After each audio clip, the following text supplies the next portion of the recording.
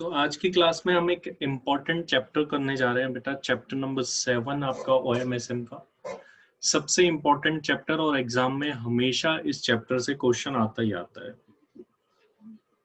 तो आज कोशिश करेंगे इसके इम्पोर्टेंट टॉपिक बेटा अपन क्लास में करने वाले, ताकि ये इम्पोर्टेंट टॉपिक करके एग्जाम में जो 8 मार्क्स का क्वेश्चन आता है वो अपन पक्का कर ले, क्योंकि एग्जाम में जनरली इस चैप्टर से 8 मार्क्स का क्वेश्चन आता ही आता है। चैप्टर का नाम है economics of maintenance and spare parts management, या इसको हम रिप्लेसमेंट भी बोलते हैं जनरली। देखिए बेटा, इस चैप्टर का इंटेंशन क्या है, आखिर ये चैप्टर बना हुआ क्यों है, इसके ऊपर बात कर लेते हैं। देखिए बेटा, इस चैप्टर में जो सबसे पहली बात की गई है स्पेयर पार्ट्स के बारे में। स्पेयर पार्ट्स मींस जो छोटे मोटे पार्ट्स होते हैं मशीनरी वगैरह में काम आते हैं, उन स्पेयर पार्ट्स को कब रिप्लेस कर देना चाहिए, कब उनको हटा करके नए स्पेयर पार्ट्स लगा देने चाहिए। मेंटेनेंस, टाइम टू टाइम आपके प्रोडक्ट को मेंटेन करवाने के, ठीक करवाने के क्या फायदे हो सकते हैं, इस चैप्टर में पता चलेगा। कैसे हम प्रोडक्ट्स को मेंटेन करवाएं, उनको कैसे रख रखाव करें उनका, ताकि जो हमारी कॉस्ट है वो कम से कम आए, ये भी इसी चैप्टर के अंदर देखने वाले। तीसरी इंपॉर्टेंट थिंग रिप्लेसमेंट, कि कब किसी इक्विपमेंट को या मशीन को हटा करके एक न्यू इक्विपमेंट या मशीन लगा देनी चाहिए, ये वाली बात भी इसी चैप्टर के अंदर आती है। तो मेनली इस चैप्टर का इंटेंशन क्या है कि प्रोडक्ट्स को मेंटेन करने के, स्पेयर पार्ट्स को मेंटेन करने के क्या क्या फायदे हैं, और कब किसी प्रोडक्ट को हटा करके एक न्यू प्रोडक्ट हमको लगा देना चाहिए, वो भी इस चैप्टर के अंदर आने वाला है। सबसे पहला पार्ट जो बेटा अपन इसमें पढ़ने वाले हैं वो है मेंटेनेंस का। पहला पार्ट जो अपन पढ़ने वाले हैं that is of maintenance. Maintenance का एक पार्ट है और एक पार्ट इसमें रिप्लेसमेंट का। मेंटेनेंस का मतलब क्या होता है आखिर? सर बड़ा सिंपल सा मतलब है। मेंटेनेंस का मतलब टाइम टू टाइम पर रिपेयर और मेंटेन करना, ताकि कोई चीज खराब ना हो, दैट इज मेंटेनेंस। या फिर कोई चीज खराब हो गई है और उसको ठीक करना भी मेंटेनेंस ही होता है। किसी चीज को खराब होने से रोकना, प्रिवेंट करना इज ऑल्सो मेंटेनेंस, और खराब होने के बाद में उसको ठीक करना is also repair and maintenance ही होता है। सेकेंड टर्म जो इस चैप्टर में काम आने वाली है दैट इज रिप्लेसमेंट। आखिर रिप्लेसमेंट क्या होता है? रिप्लेसमेंट सर, एक असेट को हटा करके जब हम उसकी जगह दूसरी असेट लगा देते हैं, that is known as replacement. वो रिप्लेसमेंट होता है। फर्स्ट ऑफ ऑल हम बात करने वाले हैं बेटा मेंटेनेंस के बारे में। कुछ थियोरेटिकल बातें करेंगे, उसके बाद इसी से प्रैक्टिकल कंसेप्ट्स भी अपने होने वाले हैं, प्रैक्टिकल पॉइंट्स भी हमारे आने वाले हैं। सबसे पहले हम मेंटेनेंस पढ़ने वाले हैं, और मेंटेनेंस का बेसिक मतलब तो जान ही लिया। अब जानने वाले हैं अपन टाइप्स ऑफ मेंटेनेंस। आखिर मेंटेनेंस कितने टाइप के होते हैं? तो मेनली यहाँ पर 3 टाइप्स ऑफ मेंटेनेंस की बात की गई है। One is breakdown maintenance, second one is preventive maintenance and third routine maintenance. आखिर ये क्या होते हैं? ब्रेकडाउन मेंटेनेंस क्या होता है, प्रिवेंटिव मेंटेनेंस क्या होता है, और रूटीन मेंटेनेंस क्या होता है? पहले इनके बारे में जान लेते हैं। देखिए बेटा, ब्रेकडाउन मेंटेनेंस क्या होता है, सबसे पहले उसके बारे में जानते हैं। जब कोई प्रोडक्ट काम करना बंद कर देता है, जब कोई प्रोडक्ट काम करना बंद कर देता है, उस प्रोडक्ट को ठीक जब हम करवाते हैं, उसके बाद ये जो पॉलिसी हम फॉलो कर रहे हैं, कोई चीज थी खराब हो गई, उसके बाद में हमने ठीक कराई, this type of maintenance is known as breakdown maintenance. मतलब पहले असेट ब्रेकडाउन हो गई, खराब हो गई, उसके बाद में हमने उसको क्या कराया, ठीक कराया, तो this type of maintenance policy is known as breakdown maintenance. आपके पास में कोई कार, बाइक, स्कूटी वगैरह है, अगर वो खराब हो जाती है और फिर आप उसको ठीक करवाने ले जा रहे हो, तो आप कौन सी पॉलिसी फॉलो कर रहे हो? Breakdown maintenance policy. Second one is breakdown maintenance की अगर कॉस्ट पॉइंट ऑफ व्यू से बात करें, फिर सेकंड पर आते हैं। ब्रेकडाउन मेंटेनेंस का अगर कॉस्ट पॉइंट ऑफ व्यू से बात करें, तो ब्रेकडाउन मेंटेनेंस की कॉस्ट कैसे निकाली जाती होगी? फॉर एग्जांपल, आपके पास में एक बाइक है, वो पूरे साल में 4 टाइम्स ब्रेकडाउन हो गई, पूरे साल में 4 टाइम्स ब्रेकडाउन हो गई, और हर बार उसको ठीक करवाने के लिए आपको 500 रुपीज देने पड़े। तो टोटल ब्रेकडाउन मेंटेनेंस कॉस्ट आपकी कितनी आ गई ईयर के अंदर? सिर्फ 500 रुपीज देने पड़े पर टाइम और 4 टाइम ब्रेकडाउन हुआ, it means 2000 rupees is the breakdown maintenance cost. अच्छा, ये ब्रेकडाउन मेंटेनेंस कॉस्ट कैसे निकली? मैंने आपको दो डेटा दिए, उससे आप निकाल पाए। First one is number of breakdown, second one is breakdown cost per breakdown. तो सर अगर हम नंबर ऑफ ब्रेकडाउन और ब्रेकडाउन कॉस्ट पर ब्रेकडाउन दोनों को मल्टीप्लाई कर दे तो हमको क्या मिल जाएगी? टोटल ब्रेकडाउन मेंटेनेंस कॉस्ट मिल जाती है। सेकंड बात आती है प्रिवेंटिव मेंटेनेंस। देखो बेटा, प्रिवेंटिव का मतलब होता है रोकना। तो प्रिवेंटिव मेंटेनेंस में क्या किया जाता है कि खराब होने का इंतजार नहीं किया जाता कि कोई चीज खराब होगी फिर ठीक कराएंगे। कोशिश की जाती है कि वो चीज खराब हो ही ना। आप आपके बाइक की या कार की टाइम टू टाइम बेसिस पर जो सर्विस कराते हो ना, चाहे वो खराब हो या नहीं हो, आप सर्विस कराते हो, वो सर्विस ही प्रिवेंटिव मेंटेनेंस है एक तरीके से। वो क्यों करवाते हो आप? ताकि आपकी कोई कार या बाइक खराब होने वाली हो तो वो खराब ना हो, उससे पहले ही आप क्या करवा लेते हो? उसका मेंटेनेंस करा लेते हो। तो प्रिवेंटिव मेंटेनेंस में असेट को खराब होने से रोका जाता है टाइम टू टाइम इंस्पेक्शन के थ्रू। लेकिन क्या प्रिवेंटिव मेंटेनेंस से ये गारंटी मिल जाती है, अश्योरेंस मिल जाती है कि अब हमारी असेट खराब ही नहीं होगी? क्या ऐसा कुछ है? आंसर इज नो सर, ऐसा कुछ नहीं है। फिर भी असेट खराब होने के चांसेस तो रहते हैं, लेकिन वो चांसेस काफी कम हो जाते हैं। तो प्रिवेंटिव मेंटेनेंस में फर्स्ट ऑफ ऑल तो हम कोशिश करते हैं कि ब्रेकडाउन ना हो, और अगर ब्रेकडाउन होंगे तो भी कंपैरेटिवली बहुत ही कम होंगे। यहां से देखा जाए अगर कॉस्ट पॉइंट ऑफ व्यू से, तो प्रिवेंटिव मेंटेनेंस के अंदर टू टाइप्स ऑफ कॉस्ट हमको साफ साफ दिख रही है। First, preventive maintenance time to time basis पर चेकअप वगैरह करवाने की, और अगर उसके बाद भी एसेट खराब हो गई तो उसको ठीक करवाने की। तो ये जो टाइम टू टाइम बेसिस पर चेकअप होता है, इंस्पेक्शन होता है ना, जैसे आपकी कार की सर्विस, बाइक की सर्विस, इसी तरीके से प्लांट्स के अंदर भी क्या होता है कि कुछ कंपनीज को इसके लिए कॉन्ट्रैक्ट दे दिया जाता है कि आप हर महीने, हर 15 दिन, हर 7 दिन में आओगे और चेक करोगे हमारी मशीन्स को कि कहीं उनमें खराबी तो नहीं है। इसके लिए हमको एक प्लान लेना पड़ता है जिसको हम बोलते हैं प्रिवेंटिव मेंटेनेंस प्लान, और इस प्लान पर जो कॉस्ट लगती है उसको बोला जाता है प्रिवेंटिव मेंटेनेंस प्लान कॉस्ट। और उसके बाद भी अगर ब्रेकडाउन हो गया तो उसको ठीक करवाने की भी कॉस्ट लगती है। तो प्रिवेंटिव मेंटेनेंस में two types of cost, preventive maintenance plan cost, second one is breakdown maintenance cost if breakdown होता है तो।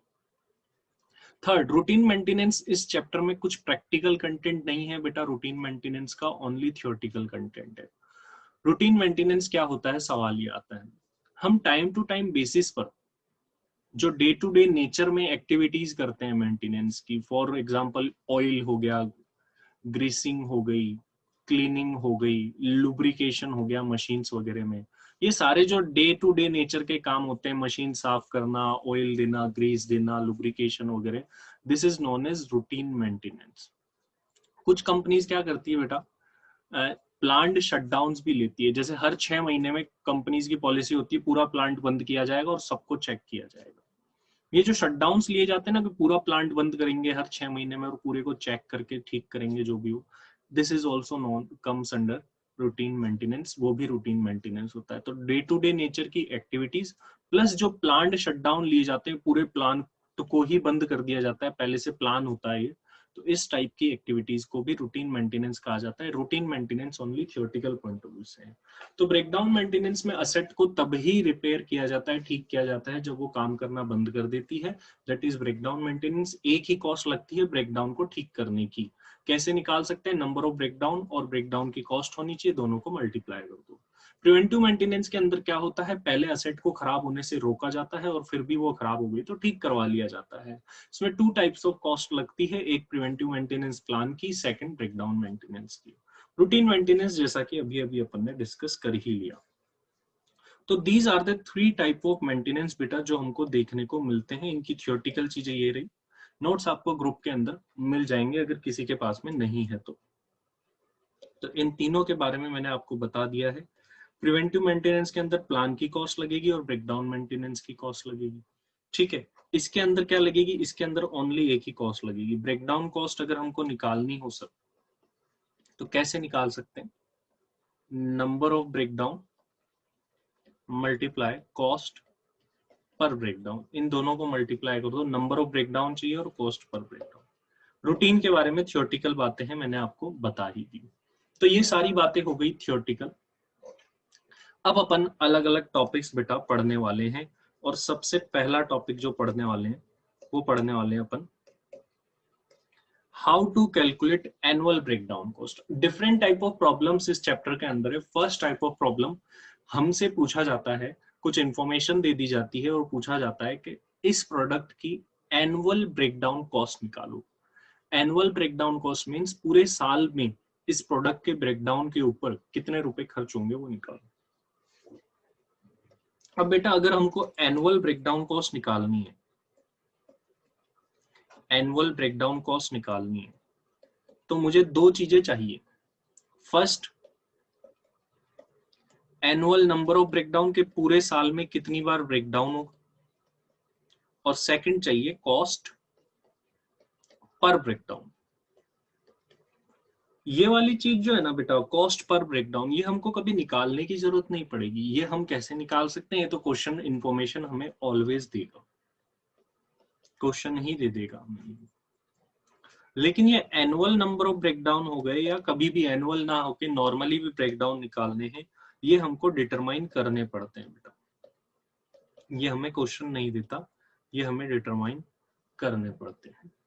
एनुअल नंबर ऑफ ब्रेकडाउन ये डिटरमाइन करने पड़ते हैं। डिपेंड करता है कि क्वेश्चन किस टाइप का है, इंफॉर्मेशन किस टाइप की है, उसके अकॉर्डिंग ये निकलता है। कुछ स्टेप अगर अपन फॉलो कर ले तो आसानी से हम एनुअल नंबर ऑफ ब्रेकडाउन निकाल सकते हैं। जैसे फॉर एग्जांपल मैं आपको एक बड़ा सिंपल सी इंफॉर्मेशन देता हूं, फिर अपन इस कंसेप्ट को आगे बढ़ाएंगे। एक मशीन है जो कि ब्रेकडाउन हो जाती है इन एवरी 3 months। बताओ बेटा इसके एनुअल नंबर ऑफ ब्रेकडाउन कितने होंगे, एनुअल नंबर ऑफ ब्रेकडाउन कितने होंगे बताइए। सर मशीन एवरी 3 months में ब्रेकडाउन हो रही है तो पूरे ईयर के अंदर 4 times हो जाएगी।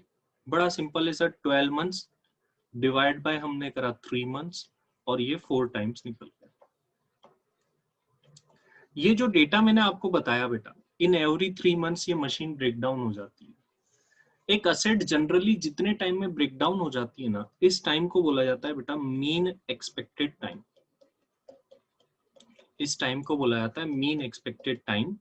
जनरली कोई असेट कितने टाइम पीरियड में ब्रेकडाउन हो जाती है उसको बोला जाता है mean expected time. This mean expected time we have to determine. ये क्वेश्चन में गिवन नहीं होगा। कैसे गिवन होगा देखिए बेटा, आपको टाइम दे दिया जाएगा और प्रोबेबिलिटी दे दी जाएगी। मींस फॉर एग्जांपल मंथ में टाइम दे रखा है 1 month, 2 month, 3 months, 4 months। किसी प्रोडक्ट की कितने टाइम बाद ब्रेकडाउन होने के कितने चांस है। फॉर एग्जांपल 1 month बाद ब्रेकडाउन होने के 0.20 प्रोबेबिलिटी दे दी, यहाँ 0.30 दे दी, 0.10 दे दी और 0.40 दे दी। किसी प्रोडक्ट की 1 month बाद ब्रेकडाउन होने के 0.20 चांस है, 2 month बाद 0.30 है, 3 months बाद ब्रेकडाउन होने के 0.10 प्रोबेबिलिटी है एंड 4 months बाद की 0.40 है। लेकिन हमें नंबर ऑफ ब्रेकडाउन निकालने। नंबर ऑफ ब्रेकडाउन कैसे निकालेंगे, देखो सर अभी अभी निकाले हमने। एनुअल नंबर ऑफ ब्रेकडाउन कैसे निकाले, 12 months को डिवाइड बाय 3 months कर दिया था। 3 months अभी तो मैंने डेटा दे दिया था, और ये 3 months जो दिए थे उसका नाम क्या था, मीन एक्सपेक्टेड टाइम। जनरली एक प्रोडक्ट कितने टाइम में खराब होगा वो तो हमें निकालना पड़ेगा ना, तभी तो हम एनुअल नंबर ऑफ ब्रेकडाउन निकाल पाएंगे। तो जनरली एक प्रोडक्ट कितने टाइम में खराब होगा उसके लिए ये डेटा सफिशिएंट है। आप क्या करिए, टाइम को और प्रोबेबिलिटी को मल्टीप्लाई कर दीजिए। 1 month बाद खराब होने का जितना भी चांस होगा वो यहाँ आ जाएगा। फॉर एग्जांपल 0.20, 2 months इंटू 0.30 करेंगे 0.60 आएगा। यहाँ पर 3 months इंटू 0.10 करेंगे आई थिंक 0.30 आएगा, और ये आएगा 1.60। कैलकुलेशंस आप चेक कर लीजिएगा। अगर हम इसको पूरे को ऐड कर देते हैं, पूरे को ऐड करते हैं तो कितना आ रहा है बेटा, 2.70। This will be in months. ये टाइम निकला, ये जो 2.70 निकला है ना बेटा, this is mean expected time, कि जनरली एक प्रोडक्ट कितने टाइम में खराब हो जाएगा। अब अगर इसी डेटा के आपको एनुअल नंबर ऑफ ब्रेकडाउन निकालने हैं तो कैसे निकालोगे, एनुअल ब्रेकडाउन निकालने, तो 12 मंथ्स डिवाइड बाय 2.70, वहां मैंने 3 मंथ्स दिया था, यहाँ 2.70 आ रहा है। तो फर्स्ट ऑफ ऑल हमें क्या करना है बेटा, हमारा टारगेट क्या है, देखो हमको दो चीजें चाहिए, एनुअल नंबर ऑफ ब्रेकडाउन और कॉस्ट पर ब्रेकडाउन। तो हमारी पूरे साल की ब्रेकडाउन कॉस्ट निकल जाएगी। कॉस्ट पर ब्रेकडाउन मैंने आपको कहा क्वेश्चन में गिवन होगी, annual number of breakdown given नहीं होंगे। कैसे निकाल सकते हो, 12 मंथ्स को divide by mean expected time करके। 12 मंथ्स कॉमन बात है, मीन एक्सपेक्टेड टाइम निकालना पड़ेगा। कैसे निकलता है वो सीख लीजिए। टाइम को और प्रोबेबिलिटी को मल्टीप्लाई करके टोटल कर दो, जो निकल के आएगा उसी को मीन एक्सपेक्टेड टाइम बोलते हैं। That's it. अब देखिए बेटा, इनको कैसे स्टेप्स में अप्लाई करेंगे उन पर बात कर लेते हैं। सबसे पहले एनुअल ब्रेकडाउन कॉस्ट हमको निकालनी है, तो हमको क्या चाहिए होंगे, एनुअल नंबर ऑफ ब्रेकडाउन और कॉस्ट पर ब्रेकडाउन। ठीक है, इससे हमारी एक मशीन की ब्रेकडाउन कॉस्ट निकलेगी। अगर 10 मशीन है तो मल्टीप्लाई नंबर ऑफ मशीन 10 हो जाएगा, 20 हो जाएगा, what ever the number of machine जो भी। लेकिन इस डेटा को निकालने के लिए हमको सबसे पहले तो क्या निकालना पड़ेगा, mean expected time. Mean expected time कैसे निकलेगा, देखो बेटा, टाइम इनटू प्रोबेबिलिटी करके और फिर उसका टोटल कर लो। मीन एक्सपेक्टेड टाइम निकल गया। स्टेप नंबर 1 हमारी ये होगी, time into probability. Second step में हमको निकालने एनुअल नंबर ऑफ ब्रेकडाउन। बेटा एनुअल नंबर ऑफ ब्रेकडाउन कैसे निकालोगे, 12 मंथ्स को डिवाइड कर दो मीन एक्सपेक्टेड टाइम से, ये जो ऊपर निकला एनुअल नंबर ऑफ ब्रेकडाउन भी निकल जाएंगे। कितनी बार ब्रेकडाउन हुआ आपको पता चल गया, एनुअल नंबर ऑफ ब्रेकडाउन अगर आपको पता चल चुके हैं तो put that value over here. Annual number of breakdown पता है, कॉस्ट पर ब्रेकडाउन क्वेश्चन देगा, नंबर ऑफ मशीन भी क्वेश्चन देगा, एंड दैट्स इट, आपकी एनुअल ब्रेकडाउन कॉस्ट निकल जाएगी। सर इसको एक बार प्रैक्टिकली निकाल के देखते हैं। आइए बेटा, एक क्वेश्चन है, क्वेश्चन करते हैं मॉड्यूल का और वहां पर इसको प्रैक्टिकली सॉल्व करके देखते हैं।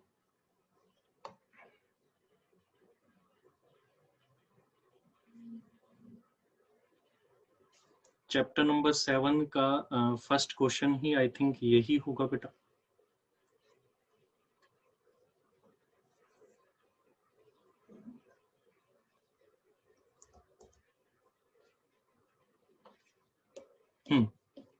यहाँ पर देखिए बेटा, एक क्वेश्चन हमारे सामने दिख रहा है हमको। A workshop has 20 number of machines, identical है सारी मशीन्स, ठीक है। फेलियर पैटर्न दे रखा है, मतलब कितने टाइम के बाद फेलियर हो जाएंगे और फेलियर होने की प्रोबेबिलिटी क्या है। जैसा कि मैंने आपको बताया, इन दोनों को मल्टीप्लाई करने पर बताओ क्या निकलेगा, जल्दी से मुझे बताओ बेटा। इन दोनों को मल्टीप्लाई करेंगे तो क्या निकलेगा, क्या निकल करके आता है, जल्दी मुझे बताइए, जल्दी सभी बताइए। इन दोनों को मल्टीप्लाई करके क्या निकलेगा, मीन एक्सपेक्टेड टाइम निकलेगा कि जनरली एक मशीन कितने टाइम में फेल हो जाती है, उसको बोलते हैं बेटा अपन मीन एक्सपेक्टेड टाइम। उसके बाद में देखो क्या बोलता है कि ब्रेकडाउन की कॉस्ट कितनी है, 150 to attend failed machine. Compute, देखो ये बात ध्यान रखना, yearly cost of servicing the broken down machine, मतलब ईयरली ब्रेकडाउन कॉस्ट निकालनी है। जल्दी से अभी निकाल लेते हैं। पहले देखो क्या क्या निकालना है, सबसे पहले बताओ क्या निकालोगे, आप ही बताओ मुझे, सबसे पहले क्या निकालोगे, मीन एक्सपेक्टेड टाइम, फिर एनुअल ब्रेकडाउन, और फिर थर्ड में breakdown cost. Mean expected time कैसे निकलेगा सर, टाइम इनटू प्रोबेबिलिटी करके। तो ये रहा हमारे सामने क्वेश्चन सर, ये रहा टाइम और ये रही प्रोबेबिलिटी, दोनों को मल्टीप्लाई करके टोटल कर लिया है जो क्वेश्चन में डेटा गिवन है उसी से। तो ये आ रहा है 3.5, मीन एक्सपेक्टेड टाइम आ गया 3.5, ठीक है सर। अब हमको चाहिए sir annual breakdowns, annual breakdowns कितने होंगे वो चाहिए हमको। वो कैसे निकाले, 12 months divide by mean expected time, generally कितने टाइम में फेल हो जाती है उससे डिवाइड कर दो, वो भी कर दिया सर। तो ये निकल करके आ गया हमारे सामने 3.429 या 3.4 भी ओनली हम कह सकते हैं। अब हमको बस ओनली एनुअल ब्रेकडाउन कॉस्ट निकालनी है। कैसे निकालेंगे, बड़ा सिंपल है सर। देखिए हमें सारा सब कुछ मिल चुका है, हमें मिल चुका है कि कितने बार ब्रेकडाउन होगा, 3.429 टाइम, ये नंबर ऑफ ब्रेकडाउन आ गए। एक बार की ब्रेकडाउन कॉस्ट क्वेश्चन में गिवन थी 150 रुपीज, ये एक मशीन की आ गई। स्टार्टिंग में बोला था ऐसी 20 मशीन से, सारी मशीन का निकालना है तो मल्टीप्लाई कर दो 20 मशीन। कॉस्ट निकाल लीजिए बेटा, ये कॉस्ट आपके सामने निकल करके आ जाएगी।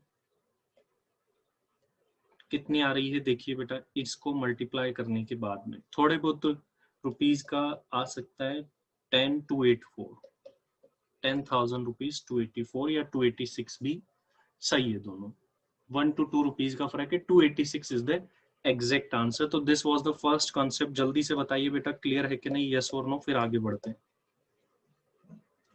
क्लियर है सभी का? एग्जाम में क्वेश्चन आने के चांसेस बहुत ज्यादा इंपॉर्टेंट टॉपिक है, ज्यादा चांसेस है एग्जाम में क्वेश्चन आने के।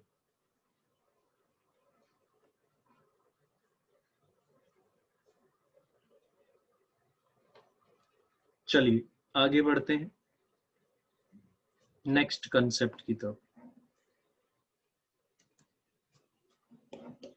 नेक्स्ट कंसेप्ट बहुत ज्यादा इंपॉर्टेंट है, very much important. Breakdown maintenance versus preventive maintenance. इस टॉपिक के अंदर हमको डिसीजन लेना होता है कि कौन सा टाइप ऑफ मेंटेनेंस बेटर है, which type of maintenance is more better, breakdown maintenance और preventive maintenance. How to take decision, कौन सा बेटर है, कैसे ले इस बात का डिसीजन। अगर हमारे पास में ब्रेकडाउन मेंटेनेंस वाले प्लान की कॉस्ट हो और प्रिवेंटिव मेंटेनेंस वाले प्लान की कॉस्ट हो, दोनों अगर हमारे पास में हो, तो दोनों में से जिसकी भी कॉस्ट कम आ रही होगी दैट विल बी बेटर, वो ज्यादा अच्छा होगा। अब हमको दोनों की कॉस्ट निकालनी, इट मींस हमको ब्रेकडाउन मेंटेनेंस की भी कॉस्ट निकालनी और प्रिवेंटिव मेंटेनेंस की भी कॉस्ट निकालनी। सर पहले ब्रेकडाउन मेंटेनेंस की कॉस्ट कैसे निकालेंगे? ब्रेकडाउन मेंटेनेंस की कॉस्ट निकालने के लिए दो चीजें चाहिए होती है, नंबर ऑफ ब्रेकडाउन और कॉस्ट पर ब्रेकडाउन। अगर ये दो चीजें हमारे पास हो तो हम आसानी से ब्रेकडाउन कॉस्ट निकाल पाए।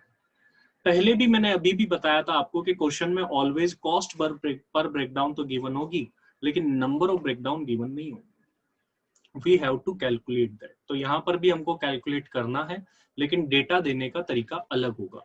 यहाँ पर नंबर ऑफ ब्रेकडाउन या एक्सपेक्टेड नंबर ऑफ ब्रेकडाउन आपको ऑलरेडी गिवन होंगे कि इतने इतने ब्रेकडाउन हुए हैं और उनकी प्रोबेबिलिटी गिवन होगी। ऐसे गिवन होगा एक ब्रेकडाउन होने की प्रोबेबिलिटी इतनी। अब टाइम गिवन नहीं होगा, ध्यान रखना, ब्रेकडाउन ही गिवन होगा, डायरेक्ट ब्रेकडाउन और उसकी प्रोबेबिलिटी। 2 ब्रेकडाउन होने की प्रोबेबिलिटी, 3 ब्रेकडाउन होने की प्रोबेबिलिटी, 4 ब्रेकडाउन होने की, ऐसे आपको अलग अलग प्रोबेबिलिटीज दे रखी है।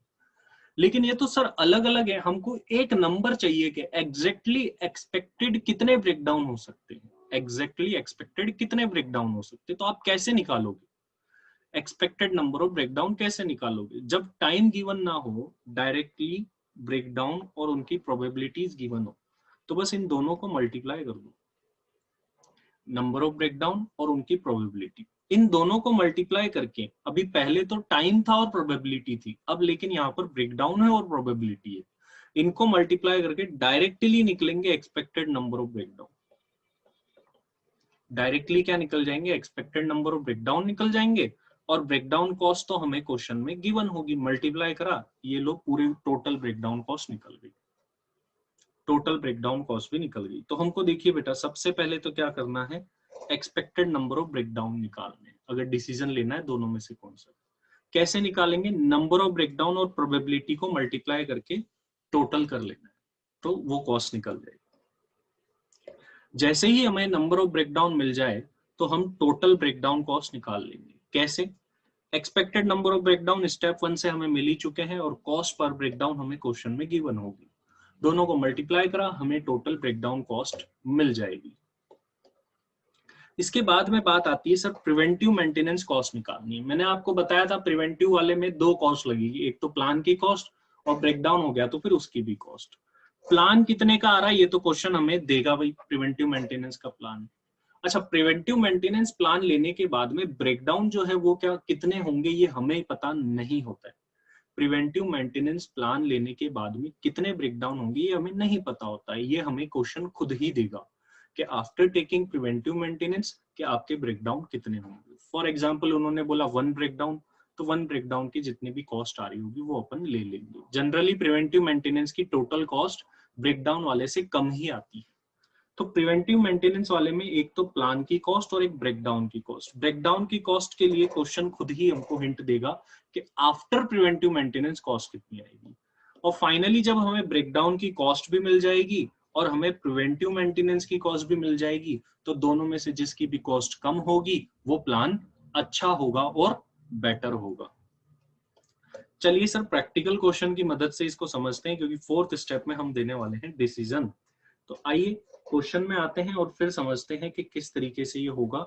और ध्यान रखिए बेटा, very much important from exam point of view, exam point of view से काफी ज्यादा इंपॉर्टेंट ये रहने वाला है, एग्जाम में बहुत ज्यादा पूछा जाता है बेटा ये। तो देखिए बेटा क्या क्वेश्चन गिवन है, एग्जाम पॉइंट ऑफ व्यू से काफी इंपॉर्टेंट है, तो ज्यादा ध्यान देना है हमको इसके ऊपर।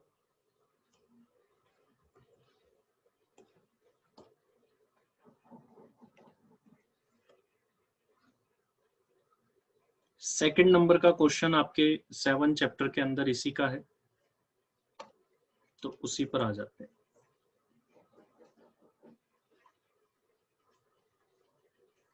तो ये रहा बेटा हमारे मॉड्यूल का क्वेश्चन।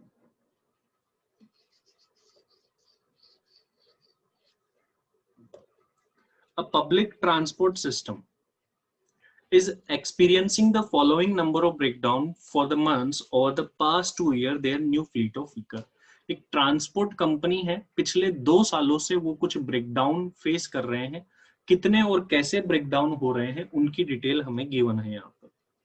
नंबर ऑफ ब्रेकडाउन देखो यहाँ पर गिवन है, और number of breakdown number of months this एकड़, मतलब ऐसा कितनी बार हुआ है। वी कैन से कि फ्रीक्वेंसी गिवन है, 0 ब्रेकडाउन 2 बार हुए, 1 ब्रेकडाउन 8 बार हुए, 10 महीने ऐसे भी थे जिनमें 2 ब्रेकडाउन हुए, 3 मंथ्स ऐसे भी थे जिनमें 3 ब्रेकडाउन हुए, और 1 महीना तो ऐसा भी था जिनमें 4 ब्रेकडाउन। यहाँ पर हमें प्रोबेबिलिटी गिवन नहीं है सर। अभी तो हमने देखा था कि नंबर ऑफ ब्रेकडाउन और प्रोबेबिलिटी को मल्टीप्लाई करके एक्सपेक्टेड नंबर ऑफ ब्रेकडाउन निकल जाएंगे, लेकिन प्रोबेबिलिटी की जगह फ्रीक्वेंसी गिवन है। होपफुली आप सभी को ये आता होगा कि फ्रीक्वेंसी से कैसे प्रोबेबिलिटी बनाई जाती है। अगर नहीं आता है तो भी बड़ा आसान है, ये डेटा हमें गिवन है फ्रीक्वेंसी का, हमें प्रोबेबिलिटी बनानी है, बड़ा सिंपल है। हर एक फ्रीक्वेंसी को फ्रीक्वेंसी के टोटल से डिवाइड करते जाओ। फॉर देखिए यहाँ पर this is the frequency which is given in the question. अगर हम हर एक फ्रीक्वेंसी को इसके टोटल से डिवाइड करते जाएंगे, we will get probability of that. जैसे देखिए 2 डिवाइड बाय 24 करा, फर्स्ट वाले की प्रोबेबिलिटी आ गई। ऐसे ही ये वाला 8 डिवाइड बाय 24 इसकी आ गई, 10 डिवाइड बाय 24 इसकी, 3 divide by 24 and 1 divide by 24।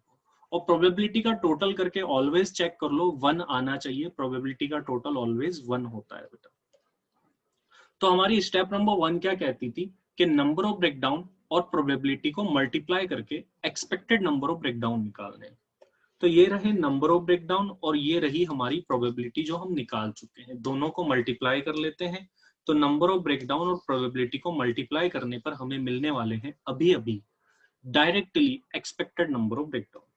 तो 0 इंटू 0.833 करेंगे तो 0 ही आएगा, ऐसे ही 1 इंटू 0.333 आ गया। इन सबको हमने मल्टीप्लाई कर लिया है और हमारे पास में ये एक्सपेक्टेड नंबर ऑफ ब्रेकडाउन का टोटल आ गया है 1.710। इट इंडिकेट्स कि ब्रेकडाउन कितने होंगे, 1.710 ब्रेकडाउन होंगे टोटल। तो अगर अब हमें ब्रेकडाउन कॉस्ट निकालनी है तो कैसे निकालें। वी नो कि कितने ब्रेकडाउन होंगे, 1.710। एक बार क्वेश्चन को आगे भी पढ़ लेते हैं। Each breakdown cost the firm an average of rupees 2,800। एक बार ब्रेकडाउन हुआ 2,800 रुपए, 2,800 लगी। For a cost of 1,500 per month, 1,500 रुपए पर मंथ की कॉस्ट लगा करके preventive maintenance can be carried out to limit the breakdown to an average 1 per month. बोल रहा है 1,500 रुपए का प्लान आएगा, वो ले लो, उसके बाद में ब्रेकडाउन कितने होंगे, after taking preventive maintenance breakdown 1 होगा। अभी कितना हो रहा है, अभी निकाला अपन ने 1.710 हो रहा है, प्लान लेने के बाद 1 ही ब्रेकडाउन होगा। विच पॉलिसी सुटेबल। हम सबसे पहले तो ब्रेकडाउन मेंटेनेंस कॉस्ट निकाल रहे हैं, कैसे निकलेगी sir, expected number of breakdown we have already calculated, multiply किससे करना है सर, सर मल्टीप्लाई हमको कर देना है कॉस्ट पर ब्रेकडाउन से। तो sir expected number of breakdown जो है, एक्सपेक्टेड नंबर ऑफ ब्रेकडाउन तो अभी अभी हमने ऊपर निकाले हैं 1.710 है। तो 1.710 जो है वो हमारे एक्सपेक्टेड नंबर ऑफ ब्रेकडाउन है सर, ये रहे ऊपर हमने कैलकुलेट कर लिए, ये रहे। कॉस्ट पर ब्रेकडाउन क्वेश्चन में गिवन है 2800, मशीनरी वगैरह की इंफॉर्मेशन नहीं है, मतलब वी विल अज्यूम ओनली एक ही है। तो हमारी कॉस्ट यहां से निकल गई ब्रेकडाउन की 4788। इसके बाद में सर अब हमारे पास में ब्रेकडाउन कॉस्ट तो है, अब प्रिवेंटिव मेंटेनेंस की कॉस्ट निकालनी है। प्रिवेंटिव मेंटेनेंस में जैसा कि मैंने आपको बताया था, एक तो प्लान की कॉस्ट लगेगी, एक ब्रेकडाउन की कॉस्ट लगेगी। प्लान कितने का आ रहा है, 1500 रुपीज का आ रहा है सर। और सर ब्रेकडाउन की कॉस्ट निकालनी है सर। ब्रेकडाउन की कॉस्ट कैसे निकाले sir, number of breakdown multiply cost पर ब्रेकडाउन। अच्छा, प्रिवेंटिव के बाद कितने ब्रेकडाउन होंगे, क्वेश्चन ने हमको बोला था एक ही होगा। तो अगर प्रिवेंटिव वाले में ब्रेकडाउन कॉस्ट निकालनी है तो 1 इंटू 2800। तो हमारी ब्रेकडाउन कॉस्ट कितनी आई, यहां पर आई 2800। तो प्लान की कॉस्ट 1500 और इसकी 2800, दोनों की मिलाकर के कॉस्ट कितनी आ गई, 4300 रुपीज आ गई।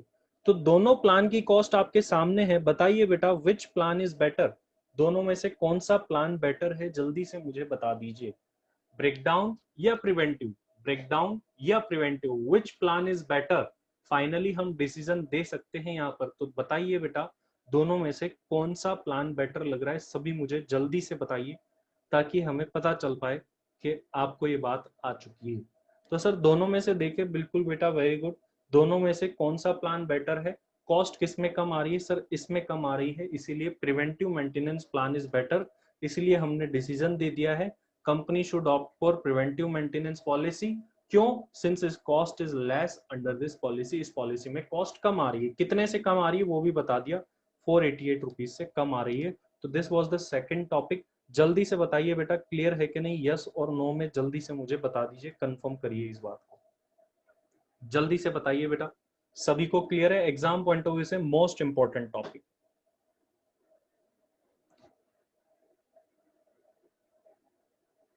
चलिए बेटा वेरी गुड, ये क्लियर है, एग्जाम के पॉइंट ऑफ व्यू से मोस्ट इंपॉर्टेंट है, मैंने आपको बता दिया है।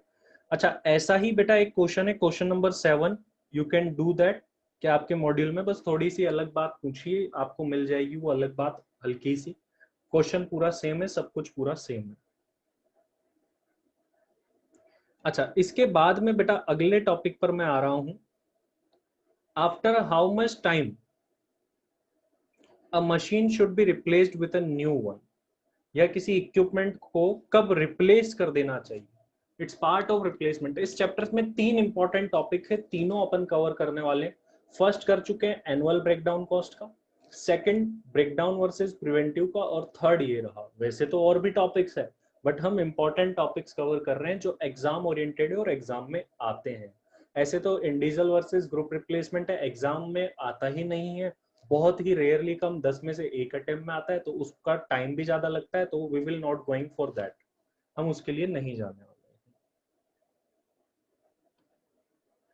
फिर फाइनली मैं आपको बता दूंगा सर कोई इलस्ट्रेशन कट करवाएं, इलस्ट्रेशन नंबर 5 ओनली कट है क्योंकि उसमें डेटा नहीं है, बाकी तो सारे इलस्ट्रेशन ओके। चलिए बेटा आगे आगे देखते हैं, after how much time a machine और equipment should be replaced with a new one, कितने टाइम पीरियड के बाद में एक मशीन या असेट को हटा करके हमें नई मशीन या असेट लगा देनी चाहिए।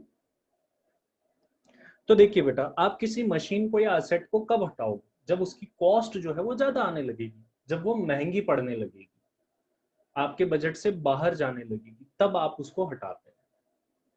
तो कब रिप्लेस कर देना चाहिए, when average cost starts increasing, जब उस मशीन की इक्विपमेंट की एवरेज कॉस्ट जो है वो इंक्रीज होने लग जाए।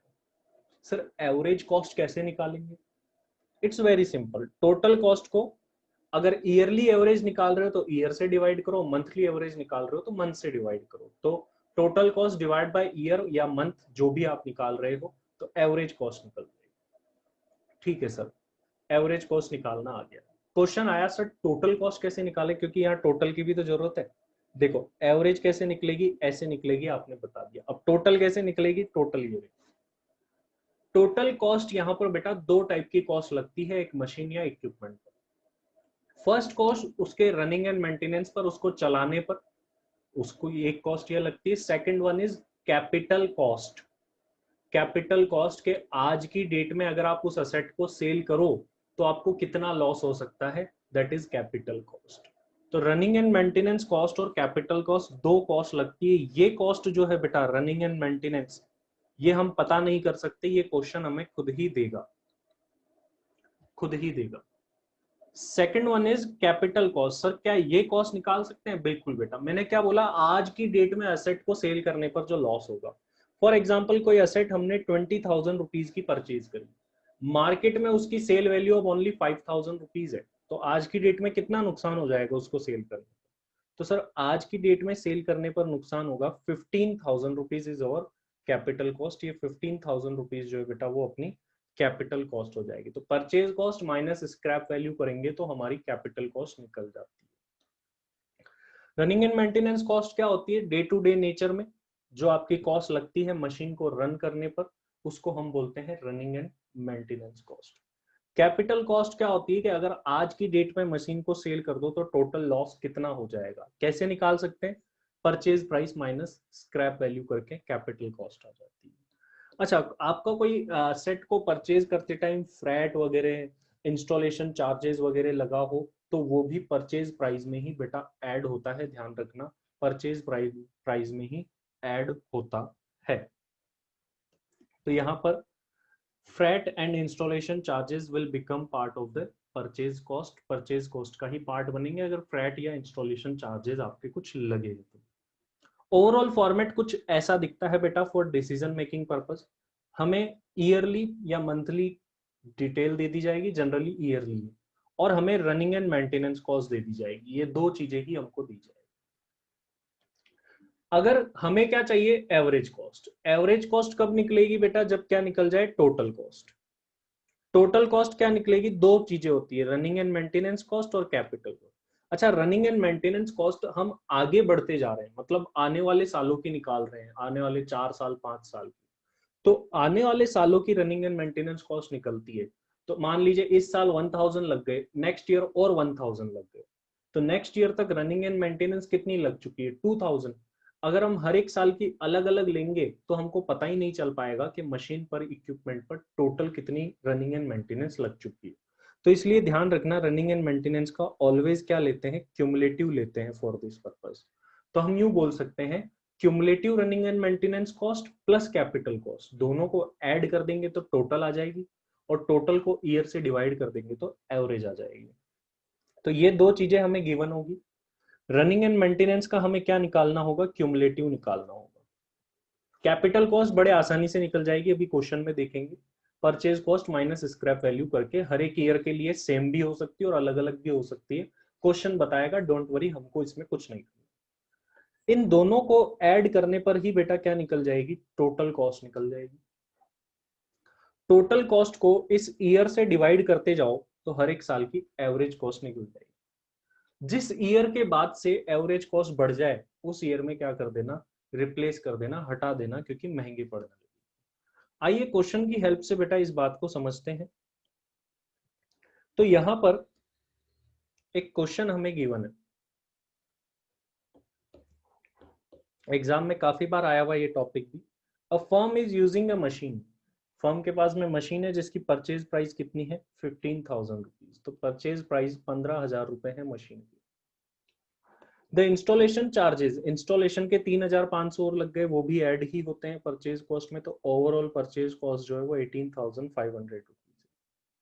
And the machine has scrap value, scrap value दे रखी है 1,500 because the firm has monopoly of this type of work. 1,500 रुपए ही ओनली इसकी स्क्रैप वैल्यू है, और हर एक साल के लिए सेम ही मानेंगे।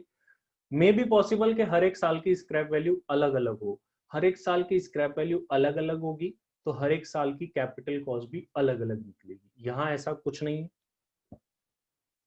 कैपिटल कॉस्ट कैसे निकलती है सर? परचेज कॉस्ट जो हम निकाल चुके हैं माइनस करनी होती है स्क्रैप वैल्यू। कितने में बिक जाएगी सर? 1,500 में ही सेल हो पाएगी। तो 17,000 रुपीज का लॉस होगा हम कभी भी इसको सेल करें। और स्क्रैप वैल्यू ऑलवेज कांस्टेंट है, इसी वजह से जो हमारी कैपिटल कॉस्ट है वो 17 रहेगी, चाहे किसी भी ईयर की बात कर लीजिए। इसके बाद में हमको मेंटेनेंस कॉस्ट दे रखी है, या रनिंग एंड मेंटेनेंस भी बोला जाता है, ईयर वाइज 1 से लेकर के 9 ईयर्स तक की मेंटेनेंस कॉस्ट हमको गिवन है, और फर्म जानना चाहती है कि किस टाइम के बाद इसको रिप्लेस करते हैं। अच्छा सर, अभी कर देते हैं इसको सॉल्व। ये हमारे पास में ईयर्स ये रहे जैसा कि हमने फॉर्मेट में देखा था। Running and maintenance cost question में गिवन है 260, 760, 1100, ये सारी गिवन है। जैसा कि मैंने आपको बताया था कि इसका हमको क्या करना पड़ता है, क्यूमुलेटिव करना पड़ता है फॉर डिसीजन मेकिंग पर्पस। तो हमने क्या कर लिया बेटा, इसका क्यूमुलेटिव कर लिया, रनिंग एंड मेंटेनेंस कॉस्ट का क्यूमुलेटिव कर लिया। देखिए 260, फिर 260 में 760 ऐड हुआ 1020, फिर 1100 ऐड हुआ 2120, ऐसे करके हमने क्या कर लिया बेटा, इसका क्यूमुलेटिव कर लिया एंड तक। कैपिटल कॉस्ट अभी अभी ऊपर निकाल करके आए 17,000 है, तो देखिए हमेशा ये कांस्टेंट है 17,000 ही रही। अब हमें डिसीजन मेकिंग के लिए एवरेज कॉस्ट चाहिए, और एवरेज से पहले क्या चाहिए, टोटल कॉस्ट। तो अब हम निकाल रहे हैं टोटल कॉस्ट। टोटल कॉस्ट कैसे निकलेगी सर? टोटल कॉस्ट के लिए पहले भी अपन ने बात करी थी कि आप cumulative running and maintenance and capital cost को ऐड कर दीजिए तो हमारी टोटल कॉस्ट निकल जाएगी। तो इन दोनों को ऐड कर दिया है, जैसे 17 प्लस 260 17,260, 17,000 प्लस 1020 18,020, ऐसे करके हमने इन सभी को भी ऐड कर लिया है और हमें टोटल कॉस्ट मिल गई। टोटल कॉस्ट निकल जाने के बाद में बेटा अब हमें एवरेज कॉस्ट निकालनी है। कैसे निकालेंगे? ये जो टोटल कॉस्ट है इसी को ईयर से डिवाइड करते जाइए। 17,260 divide by 1, 18,020 divide by 2, 19,120 divide by 3, ऐसे करते करते हमने सारी एवरेज कॉस्ट भी निकाल ली है जो हमारे सामने है, एवरेज कॉस्ट सभी। अब जिस ईयर के बाद से एवरेज कॉस्ट बढ़ जाएगी ना, वहां पर जाकर के हम रिप्लेसमेंट कर देंगे। देखिए इसको एनालाइज करते हैं। सबसे पहले तो 17,260 थी, फिर 9010 हुई, कम हो रही है, जब से बढ़ने लग जाएगी तब से। फिर 6373 हुई, डिक्रीज हो रही है अभी भी। 5180 it is still decreasing. 4584 decrease है। 4320 डिक्रीज है। 4288 अगेन डिक्रीज हुई। 4288 के बाद 4365। अब एवरेज कॉस्ट जो है इसकी ज्यादा आ गई, मतलब महंगी पड़ने लगी है मशीन। तो अब हमें मशीन को रिप्लेस करना पड़ेगा। Question is that 7th year के एंड में रिप्लेस कर दे या 8th ईयर में आके रिप्लेस कर दे। सर ऑब्वियस सी बात है, ये बढ़ी हुई कॉस्ट आप लगाना चाहोगे या फिर ये लगने से पहले ही रिप्लेस करना चाहोगे? सर बढ़ी हुई कॉस्ट कौन लगाना चाहेगा? बढ़ी हुई कॉस्ट ही लगा दी तो फिर डिसीजन मेकिंग का मतलब ही क्या है? तो ये बढ़ी हुई कॉस्ट से पहले ही रिप्लेस कर देना चाहिए। तो हम क्या करेंगे, कॉस्ट बढ़ने से पहले वाला जो साल आ रहा है उसके एंड में ही रिप्लेस कर देंगे। तो machine should be replaced at the end of 7th year के एंड में ही रिप्लेस कर देंगे। और ये डिसीजन हमने यहाँ पर दे दिया है बेटा, machine should be replaced at the end of 7th year, as after this year average cost starts increasing. So beta this was the topic, ये था हमारा 8th क्वेश्चन। जल्दी से बताइए बेटा क्लियर है कि नहीं, यस और नो। एमसीक्यू में तो बेटा average cost of 6th year पूछ सकता है अमन, या total cost of 7th year, इसी तरीके से पूछ सकता है एमसीक्यू में तो क्वेश्चन। क्लियर है बेटा? तो इस चैप्टर के इंपॉर्टेंट टॉपिक अपन ने इस क्लास में कर लिए। बाकी के लिए मैं आपको नोट्स दे ही दूंगा, एग्जाम ओरिएंटेड यही टॉपिक है। सारे टॉपिक तो अपन कर नहीं सकते, तो this was the important topic. Next class में एक और नया चैप्टर शुरू करेंगे। 2 to 3 4 क्लास और लूंगा मैं इंपॉर्टेंट टॉपिक्स की बेटा इसमें, और उसके बाद में आपको जरूरत नहीं पड़ेगी, जो इंपॉर्टेंट टॉपिक्स है मैं वो कवर कर लूंगा इन क्लासेस में। चलिए बेटा आज के लिए इतना ही, थैंक यू वेरी मच।